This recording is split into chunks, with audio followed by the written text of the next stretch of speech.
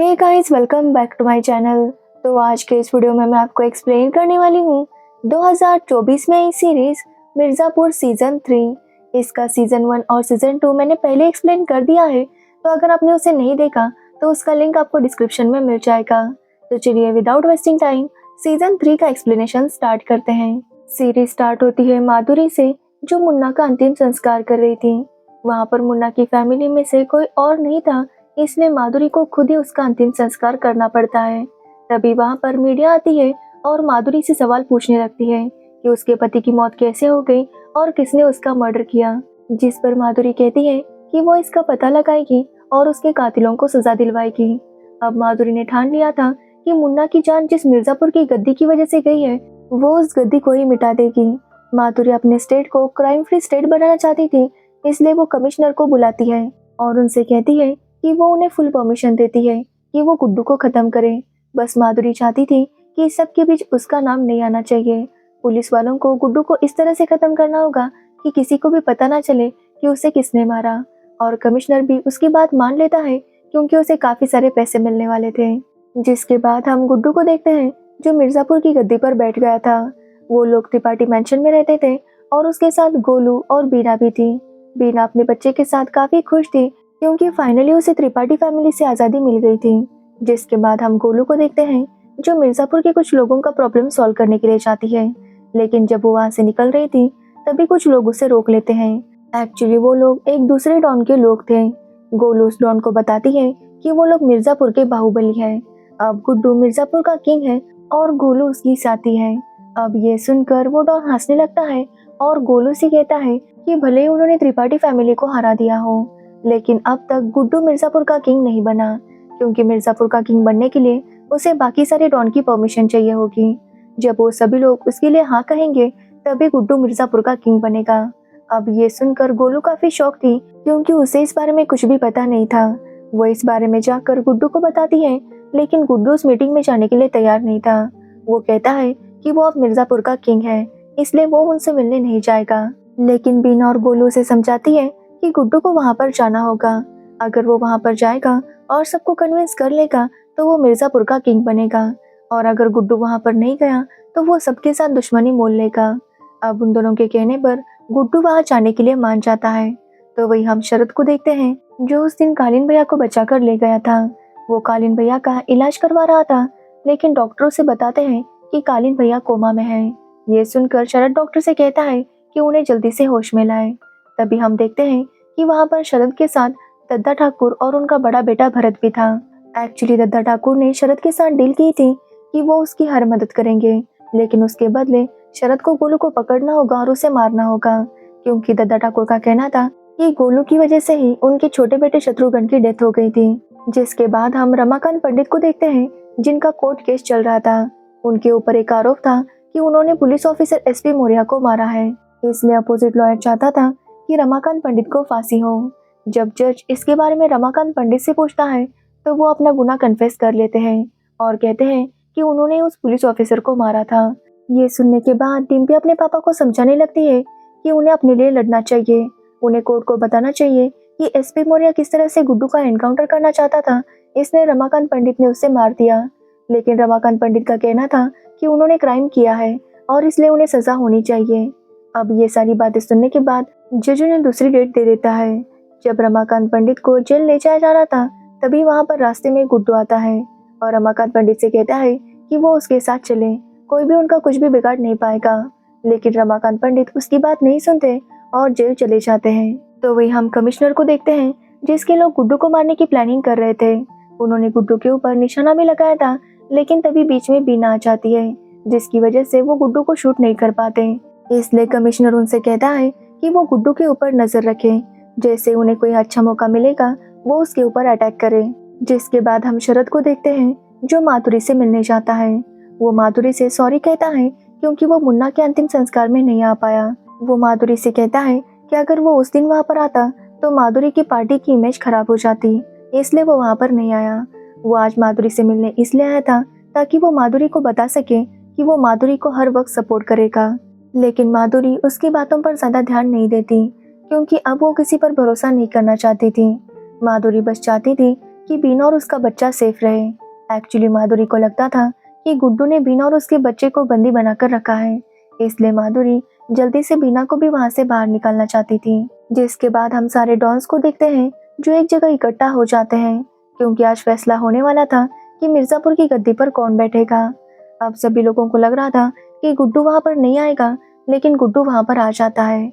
जिसके बाद शरद गुड्डू से कहता है कि वो मिर्जापुर का किंग नहीं बन सकता, क्योंकि गुड्डू उस लायक है ही नहीं। शरद का कहना था कि मिर्जापुर का किंग वो बनेगा। अब इसी बात पर उसका और गुड्डू का झगड़ा हो जाता है, लेकिन बाकी के डॉन उन्हें शांत करवाते हैं और उन दोनों से कहते हैं कि वो दशहरा तक दोनों को ऑब्जर्व करेंगे और देखेंगे कि कौन राजा बनने के लिए योग्य है। और जब तक ये तय नहीं होता कि कौन राजा बनेगा, तब तक कोई भी खून खराबा नहीं होना चाहिए। अब गुड्डू और शरद के पास उनकी बात मानने के अलावा कोई भी ऑप्शन नहीं था, इसलिए वो मान जाते हैं। लेकिन जैसे शरद और गुड्डू वहां से बाहर निकल रहे थे, गुड्डू शरद को धमकाता है कि वो मिर्जापुर की तरफ देखे भी नहीं, लेकिन शरद कहता है कि मिर्जापुर का राजा तो वही बनेगा। वो जिस एटीट्यूड के साथ बात कर रहा था, उसे देखकर गोलू समझ जाती है कि जरूर कालीन भैया शरद के पास है, तभी शरद इतनी बड़ी बड़ी बातें कर रहा था। अब गोलू अपने लोगों से कहती है कि वो शरद पर नजर रखें, क्योंकि उसे पूरा यकीन था कि शरद कालीन भैया से मिलने जरूर जाएगा। तो वही हम भरत को देखते हैं जो अपने घर पर काफी अजीब बिहेव कर रहा था। उसका बिहेवियर देखकर उसकी माँ समझ जाती है कि उस दिन जिसकी डेथ हुई थी वो उनका बड़ा बेटा भरत था, और अभी शत्रुघ्न भरत बनकर घर में रह रहा था, क्योंकि वो जानता था कि उसके पापा को अगर पता चला कि अभी शत्रुघ्न जिंदा है और भरत की मौत हो गई है, तो वो उसे भी मार देंगे। एक्चुअली शत्रुघ्न को लगता था कि उसके पापा उससे प्यार नहीं करते, इसलिए शत्रुघ्न भरत बनकर ही अपने घर पर रह रहा था।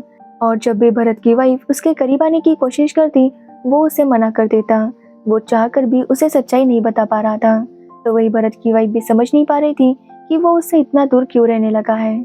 जिसके बाद हम गुड्डू और गोलू को देखते हैं जो गन की फैक्ट्री का काम शुरू कर देते हैं। तो वही शरद लाला से मिलने जेल में जाता है ताकि वो लाला के साथ अफीम की डील कर सके। शरद लाला से कहता है कि वो उसे 50% प्रॉफिट देगा और साथ ही लाला की बेल भी करवाएगा। अब ये बात सुनकर लाला भी इस डील के लिए मान जाता है। जिसके बाद शरद फिर से माधुरी से मिलने जाता है और उसके सामने एक ऑफर रखता है। वो माधुरी से कहता है कि गुड्डू को पकड़वाने में वो उसकी मदद करेगा, जिसके बदले में माधुरी को भी उसे सपोर्ट करना होगा। अब माधुरी भी उसकी बात मान लेती है, क्योंकि शरद उसे मुन्ना को लेकर काफी इमोशनल बातें करता है, इसलिए अब माधुरी शरद पर भरोसा करने लगी थी। लेकिन जब शरद लाला के बेल के लिए बात करता है, तो माधुरी उसे बेल के लिए मना कर देती है। वो शरद से कहती है कि वो कोई दूसरा रास्ता निकाले, वो लाला को बेल नहीं देगी। जिसके बाद हम लाला को देखते हैं जो जेल में काफी परेशान हो रहा था। वो रमाकांत पंडित से दोस्ती कर लेता है और उसके साथ बातें करने लगता है। एक्चुअली लाला चाहता था कि रमाकांत पंडित लाला की मदद करे, लेकिन रमाकांत पंडित कहता है कि लाला एक क्रिमिनल है, वो उसकी मदद नहीं कर सकता। जिसके बाद लाला की बेटी शबनम उससे मिलने आती है और वो लाला से कहती है कि जब तक लाला जेल में है वो लाला का बिजनेस चलाएगी। अब लाला पहले तो इसके लिए मना करता है, क्योंकि वो शबनम को इस सब में ढकेलना नहीं चाहता था। लेकिन शबनम कहती है कि वो शरद पर भरोसा ना करे, क्योंकि शरद कभी भी उन्हें धोखा दे सकता है।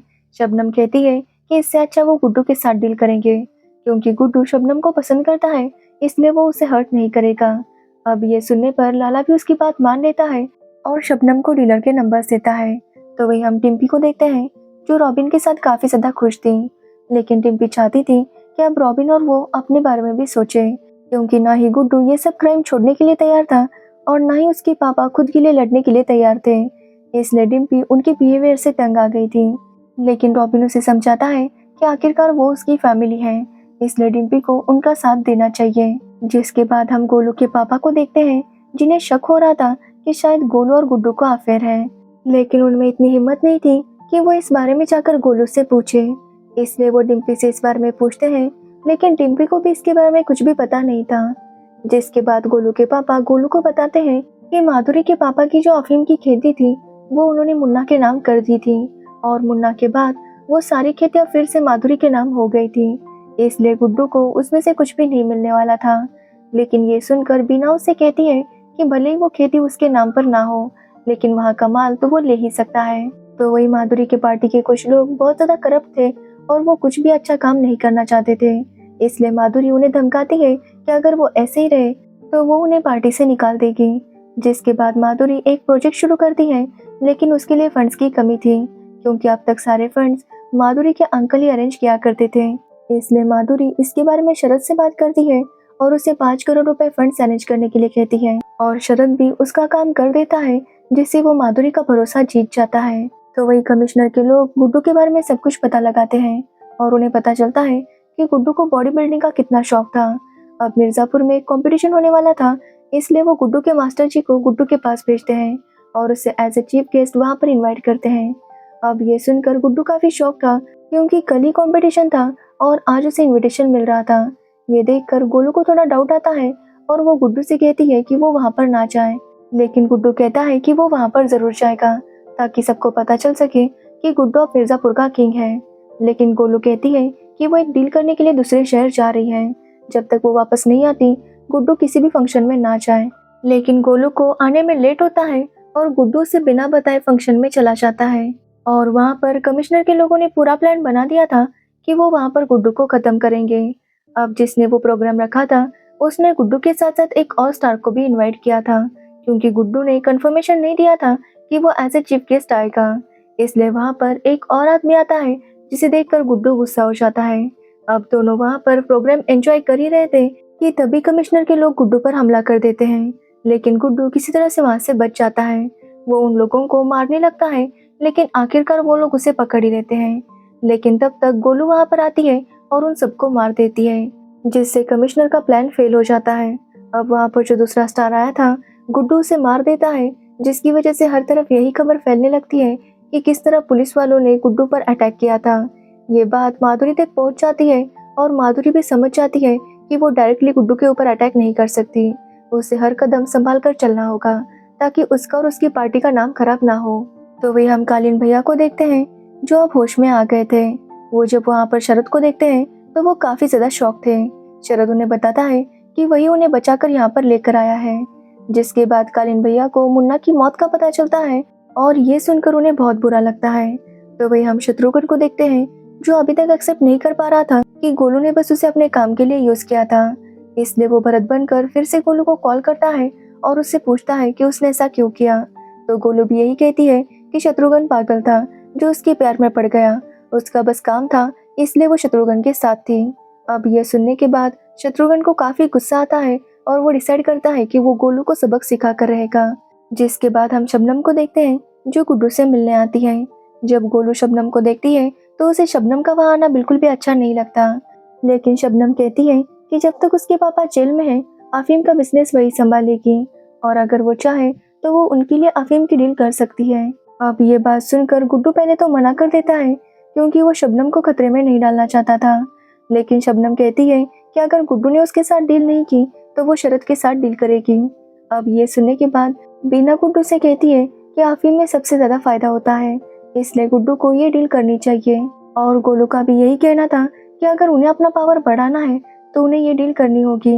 अब ये सब सुनकर गुड्डू भी इस डील के लिए मान जाता है, लेकिन शबनम कहती है कि वो क्लाइंट फेस टू फेस बात करना चाहता है, इसलिए उनसे मिलने उन्हें दूसरे शहर जाना पड़ेगा। अब गोलू चाहती थी कि वो और शबनम वहाँ पर जाए, लेकिन शबनम कहती है कि 2 लेडीज वहाँ पर नहीं जा सकती। वैसे भी उन्हें मिर्जापुर के किंग से मिलना है, इसलिए गुड्डू को वहाँ पर आना होगा। अब गोलू के पास दूसरा कोई ऑप्शन नहीं था, इसलिए वो गुड्डू को वहाँ भेजने के लिए मान जाती है। जिसके बाद गुड्डू और शबनम दूसरे शहर चले जाते हैं, जहाँ गुड्डू क्लाइंट के साथ बात करता है और उनकी डील फिक्स हो जाती है। जिसके बाद वो गोलू को बताता है कि आज रात वो यहीं पर रुकेंगे और कल सुबह वापस आ जाएंगे। अब ये बात सुनकर गोलू गुस्सा हो जाती है और कॉल कट कर देती है। कि तभी गोलू को उसके कमरे का कॉल आता है और वो गोलू को बताता है कि कालीन भैया कहाँ पर है। अब ये बात सुनकर गोलू काफी खुश थी और वो फैसला करती है कि वो आज ही कालीन भैया को खत्म करेगी। वो इस बारे में बताने के लिए गुड्डू को कॉल करती है, लेकिन गुड्डू शबनम के साथ रोमांस कर रहा था, जिसकी वजह से वो गोलू का कॉल रिसीव नहीं करता। तो वही गोलू ये मौका हाथ से जाने नहीं देना चाहती थी, इसलिए वो रॉबिन के पास जाती है और अपने सारे पैसे लेती है। जिसके बाद वो बहुत सारे गन परचेस करती है और अपने कुछ साथियों के साथ मिलकर कालीन भैया को मारने के लिए निकलती है। यहाँ पर हमें पता चलता है कि गोलू का जो खबरी है वो शत्रुघ्न का साथी है और शत्रुघ्न ने जानबूझकर ये सब किया था ताकि गोलू यहाँ पर कालीन भैया को मारने के लिए आ जाए और तब शत्रुघ्न उसे पकड़ लेगा। जैसा उसने प्लान किया था वैसा ही होता है, क्योंकि गोलू अपने साथियों के साथ वहाँ पर आती है लेकिन शत्रुघ्न के आदमी गोलू के आदमियों को मार देते हैं। तभी वहाँ पर शत्रुघ्न भी आता है और गोलू के ऊपर गोली चलाता है, जिसके बाद वो गोलू को एक रूम में बंद कर देता है। तो वही जब शरद को पता चलता है कि कालीन भैया के ऊपर हमला होने वाला था, तो शरद डिसाइड करता है कि अब वो कालीन भैया को अपने घर पर लेकर जाएगा, क्योंकि वहीं पर कालीन भैया सबसे ज्यादा सेफ थे। अब दूसरे दिन जब गुड्डू घर पर वापस आता है तो वो हर जगह गोलू को ढूंढने लगता है, लेकिन गोलू का कहीं पर भी पता नहीं था। वो गोलू के बारे में बीना को बताता है, लेकिन बीना भी यही कहती है कि गोलू ने उसे कुछ भी नहीं बताया था। गुड्डू गोलू के बारे में गोलू के पापा और डिम्पी से भी बात करता है, लेकिन गोलू उनके पास भी नहीं गई थी। और ये सब सुनकर गुड्डू समझ जाता है कि जरूर गोलू किसी प्रॉब्लम में होगी। तभी उसे पता चलता है कि गोलू ने काफी सारे गन्स खरीदे थे और वो शहर से बाहर गई थी कहीं पर हमला करने के लिए। अब ये बात सुनकर गुड्डू को ऐसा ही लगता है कि जरूर शरद ने ही गोलू को कुछ किया होगा, इसलिए वो शरद के गांव जाता है ताकि वो उसके ऊपर हमला कर सके। तो वही जैसे शरद को पता चलता है कि गुड्डू अपने लोगों के साथ वहां पर आ रहा है, तो शरद भी अपने लोगों के साथ वहां पर पहुंच जाता है। गुड्डू शरद से पूछने लगता है कि गोलू कहाँ पर है, लेकिन शरद का कहना था कि उसे गोलू के बारे में कुछ भी पता नहीं, पर गुड्डू उसकी बातों पर यकीन करने के लिए तैयार नहीं था। इसी बात पर दोनों लड़ने लगते हैं, लेकिन तभी उन्हें दूसरे डॉन का फोन आता है और वो उन्हें समझाता है कि वो दोनों शांत रहकर प्रॉब्लम सॉल्व करें। लेकिन गुड्डू कहता है कि उसके लिए सबसे इम्पोर्टेंट गोलू है। वो शरद को कहता है कि उसे जो चाहिए वो गुड्डू उसे देगा, उसे अगर अफीम चाहिए तो वो उसे अफीम भी देगा, लेकिन वो बस गोलू को छोड़ दे। पर शरद यही कहता है कि उसे गोलू के बारे में कुछ भी नहीं पता, जिसके बाद गुड्डू वहाँ से चला जाता है। लेकिन जाने से पहले वो शरद को धमकाता है कि अगर उसने गोलू को कुछ किया तो वो उसे भी उसी तरह से मार देगा जिस तरह से उसके पापा को उसने मारा था। अब गुड्डू को गोलू के लिए इतना पैनिक होता हुआ देखकर बीना उसे समझाती है कि वो गोलू की ज्यादा चिंता ना करे, गोलू वापस आ जाएगी। बीना उसके साथ फ्लर्ट करने की कोशिश भी करती है, लेकिन गुड्डू उसे ज्यादा भाव नहीं देता। जिसके बाद बीना गुड्डू से कहती है कि वो दिमाग शांत रख के काम करे, क्योंकि गुड्डू ने गुस्से में शरद को बता दिया था कि उसके पास बहुत सारा अफीम है। यानी कि शरद को पता चल गया था कि लाला ने गुड्डू के साथ डील की थी। इसलिए शरद लाला को कॉल करता है और उससे पूछता है कि उसने ऐसा क्यों किया, जिस पर लाला का कहना था कि शरद ने उससे वादा किया था कि वो उसे बेल दिलवाएगा, लेकिन उसने ऐसा नहीं किया, इसलिए लाला ने गुड्डू के साथ डील कर दी। अब शरद इस बारे में कालीन भैया को बताता है, तो कालीन भैया कहते हैं कि मिर्जापुर में जो अफीम आता है वो पानी के रास्ते से आता है, इसलिए शरद को वो खबर लीक करवानी होगी और उस अफीम को पकड़वाना होगा। जिसके बाद शरद ऐसा ही करता है और माधुरी को इन्फॉर्म कर देता है। जिसके बाद माधुरी पुलिस ऑफिसर को वहां पर भेजती है, लेकिन जब वो लोग शिप चेक करते हैं तो उसमें अफीम नहीं था। एक्चुअली जो पुलिस ऑफिसर वहां पर चेकिंग करने के लिए आया था वो लाला के साथ मिला हुआ था, इसलिए उन्होंने पहले अपना माल दूसरी तरफ ट्रांसफर कर दिया था, जिसकी वजह से वो पकड़ा नहीं जाता। लेकिन शबनम गुड्डू पर गुस्सा हो जाती है, क्योंकि जब से गोलू गायब हुई थी गुड्डू कोई भी काम ठीक से नहीं कर रहा था। वो इसी बात पर गुड्डू पर गुस्सा होती है और गोलू के बारे में बुरा भला बोलने लगती है, जिससे गुड्डू काफी गुस्सा होता है और शबनम से कहता है कि उसके लिए सबसे ज्यादा इम्पोर्टेंट गोलू है। अगर उसे मिर्जापुर की गद्दी और गोलू के बीच में किसी को चुनना होगा तो वो गोलू को चुनेगा। अब ये सुनने के बाद शबनम समझ गई थी कि गुड्डू के लिए गोलू कितनी इम्पोर्टेंट है, इसलिए शबनम अपनी बेटी को लेकर वहां से चली जाती है। साथ ही रमाकांत पंडित भी डिसाइड कर लेते हैं कि अब वो खुद के लिए लड़ेंगे, लेकिन अपोजिट लॉयर काफी ज्यादा स्ट्रॉन्ग था, जिसकी वजह से रमाकांत पंडित का केस इतना स्ट्रॉन्ग नहीं बन पा रहा था। लेकिन जेल में रहते हुए वो काफी सारी बातें समझ गए थे कि किस तरह सीधे साधे आदमी को हालत क्रिमिनल बना देते हैं। कि तभी जेल में एक लड़का आता है जो कि पोएट था। उसने एक अजीब सी पोएम लिखी थी, जिसकी वजह से उसे जेल में भेज दिया था, लेकिन उसके पास कोई लॉयर नहीं था कि वो अपना केस लड़ सके। अब ये देखकर रमाकांत फैसला करते हैं कि वो उस लड़के की तरफ से भी अपील कर देंगे। जब ये बात लाला को पता चलती है तो वो रमाकांत से रिक्वेस्ट करते हैं कि वो उनके लिए भी अपील करे। अब रमाकांत इसके लिए भी मान जाते हैं, लेकिन वो लाला से कहते हैं कि उसे अपना क्राइम कन्फेस करना होगा, और लाला भी इसके लिए मान जाता है। लेकिन एक दिन जब जेल में प्रोग्राम था तभी वो राइटर लड़का लाला को मार देता है, क्योंकि उसे शरद ने बहुत सारे पैसे दिए थे ताकि वो ये काम कर सके। ये देखकर रमाकांत पंडित भी काफी शॉक थे, क्योंकि उन्होंने कभी नहीं सोचा था कि एक सिंपल सा लड़का इस तरह से किसी को मार देगा। वो जब उस लड़के से बात करते हैं तो वो लड़का कहता है कि जब वो बाहर था तभी वो अपने परिवार के लिए कुछ कमा नहीं पा रहा था, लेकिन जेल में आने पर जब उसे ऑफर मिला तो उसने वो ऑफर एक्सेप्ट कर लिया, क्योंकि वो चाहता था कि उसके घर वालों को बहुत सारे पैसे मिले और वो लोग खुश रहे। तो वही हम गोलू के पापा को देखते हैं, जो गोलू को ढूंढने की काफी कोशिश कर रहे थे, लेकिन गोलू का कहीं पर भी पता नहीं चलता। पुलिस वाले भी उनकी मदद नहीं कर रहे थे क्योंकि गोलू का जो क्रिमिनल बैकग्राउंड था, इसलिए पुलिस वाले उसका केस लेने के लिए तैयार नहीं थे। जिसके बाद हम शत्रुघ्न को देखते हैं जो गोलू को टॉर्चर कर रहा था, लेकिन उसे टॉर्चर करते वक्त उसे खुद को ही तकलीफ हो रही थी। और ये देखकर गोलू समझ जाती है कि वो शत्रुघ्न है। वो शत्रुघ्न से कहती है कि वो इस तरह से भरत बनकर जीना बंद करे और शत्रुघ्न बनकर अपने घर वालों से मिले, और तब उसे पता चलेगा कि दद्दा ठाकुर बस अपने बड़े बेटे से प्यार करते हैं और शत्रुघ्न से नफरत। गोलू से कहती है कि वो दद्दा ठाकुर को मार दे और फिर शत्रुघ्न बनकर आराम से जिए। अब ये सब सुनने के बाद शत्रुघ्न यही सोच में पड़ जाता है कि वो क्या करे। जिसके बाद वो दद्दा ठाकुर के पास जाता है तो देखता है कि दद्दा ठाकुर वही चाट खा रहे थे जो शत्रुघ्न को बहुत पसंद थी, और वो उसे याद करके रो रहे थे। ये देखकर शत्रुघ्न समझ जाता है कि दद्दा ठाकुर उससे इतनी नफरत नहीं करते। साथ ही शत्रुघ्न समझ जाता है कि उसके घर वालों को भरत की कितनी जरूरत है, इसलिए वो अपने भाभी के साथ इंटीमेट होता है ताकि किसी को पता ना चल सके कि वो भरत नहीं बल्कि शत्रुघ्न है। जिसके बाद वो फिर से गोलू के पास आता है और उसे कहता है कि अब उसे मरना होगा।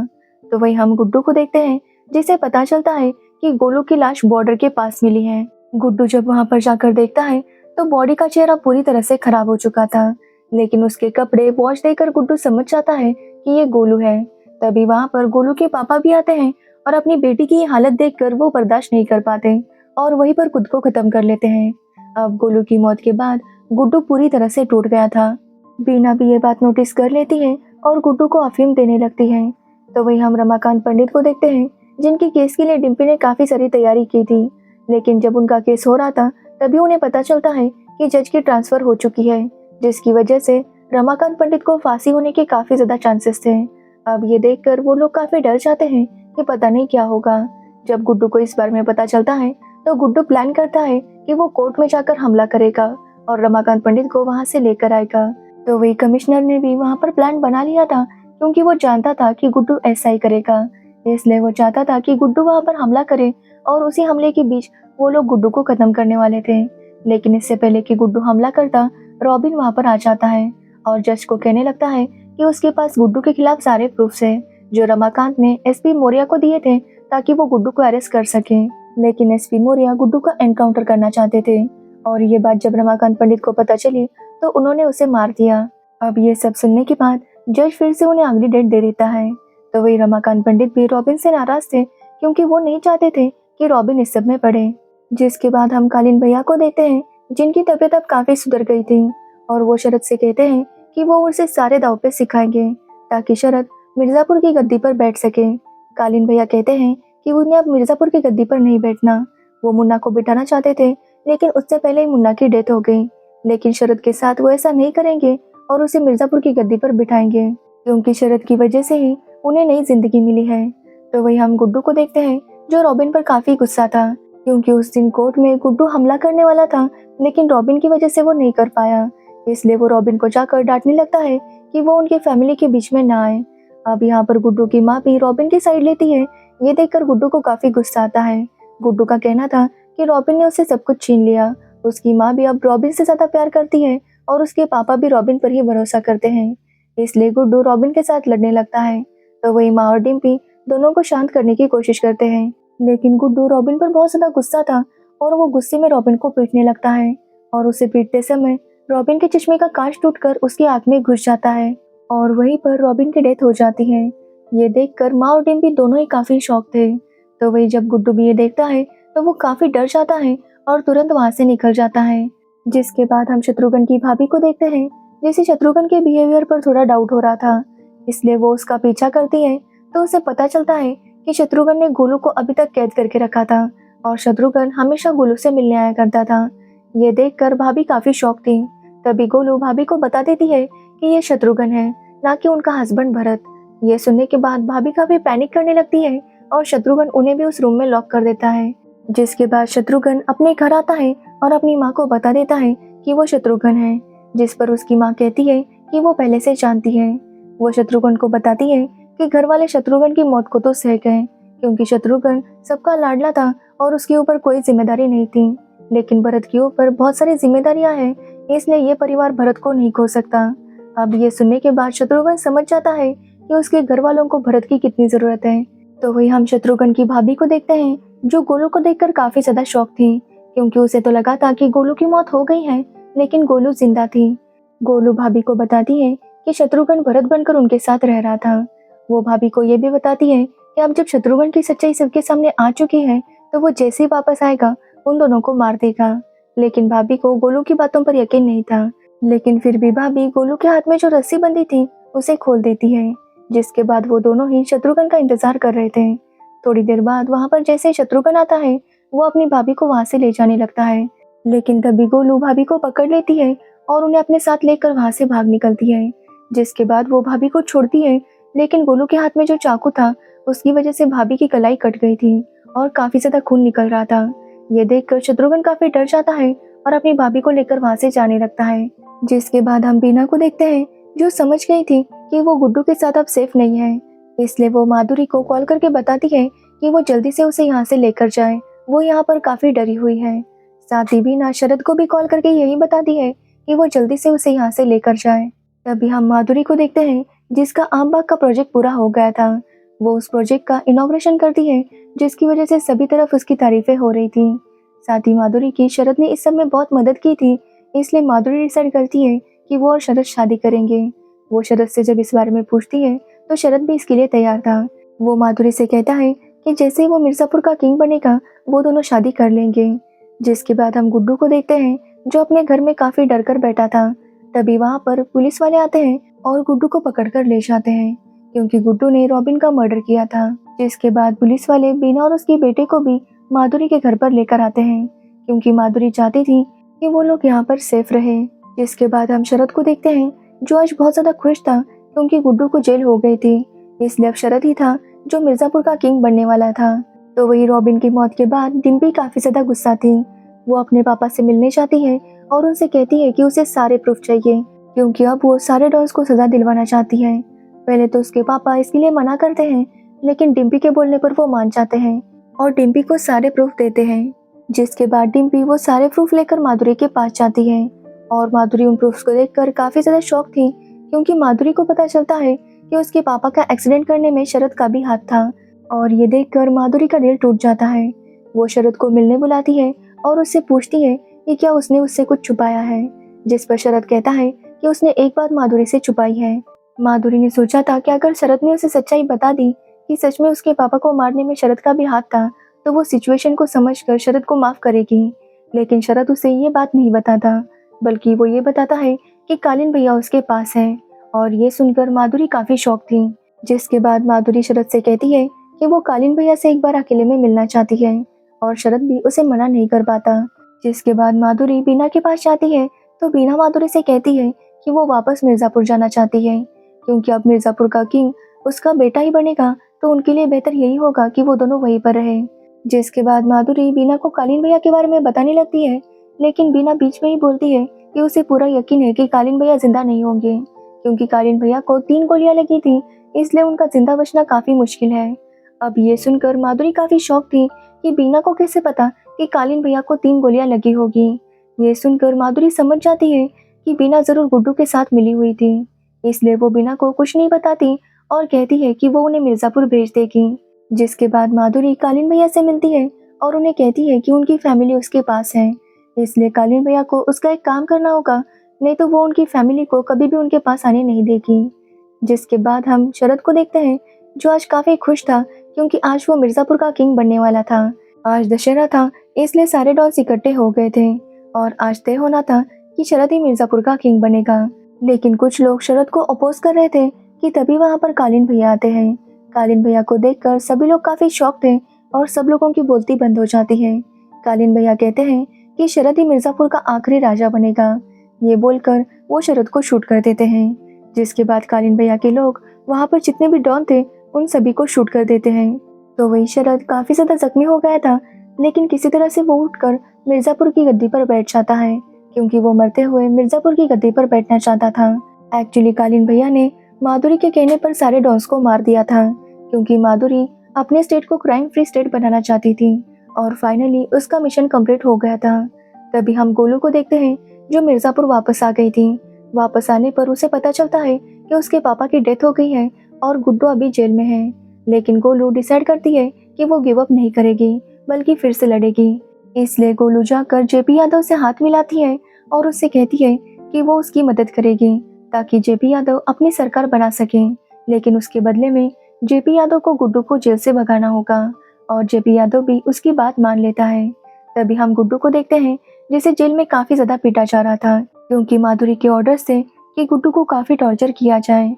जिसके बाद हम बीना को देखते हैं जो फाइनली मिर्जापुर जा रही थी, लेकिन बीच में ही कार रुक जाती है और माधुरी का पीए बीना को बताता है कि माधुरी ने बीना को किसी से मिलवाने कहा है।